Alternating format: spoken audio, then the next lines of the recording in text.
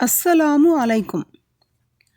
உம்மு அத்தியா ரலியல்லாஹு அன்ஹா அவர்கள் கூறியதாவது: அல்லாஹுவின் தூதர் ஸல்லல்லாஹு அலைஹி வஸல்லம் அவர்களின் மகளை நாங்கள் நீராட்டி கொண்டிருந்தோம். அப்போது அங்கு வந்த அவர்கள் அவரை இலந்த இலை கலந்த நீரால் 3 அல்லது 5 அல்லது அதற்கும் அதிகமான தடவைகள் நீராட்டுங்கள். கடைசியில் கற்பூரத்தை சேர்த்து கொள்ளுங்கள். நீராட்டி முடித்ததும் எனக்கு அறிவியுங்கள் என கூறினார்கள்.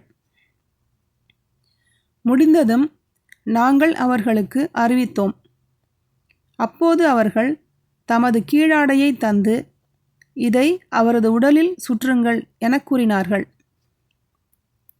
இந்த ஹதீஸ் 2 அறிவிப்பாளர் தொடர்களில் வந்துள்ளது.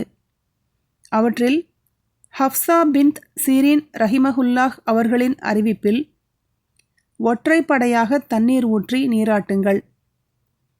3 அல்லது 5 அல்லது 7 தடவைகள் தண்ணீர் ஊற்றுங்கள்.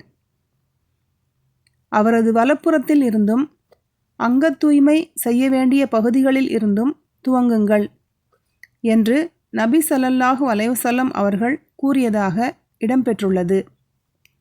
மேலும் நாங்கள் அவருக்கு தலைவாரி 3 சடைகள் பின்னினோம் என உம்மு அத்தியா ரலியல்லாஹு அன்ஹா அவர்கள் கூறியதாகவும் காணப்படுகிறது. சஹீஹ் புகாரி 1254, அத்தியாயம் 23, ஜனாசாவின் சட்டங்கள்.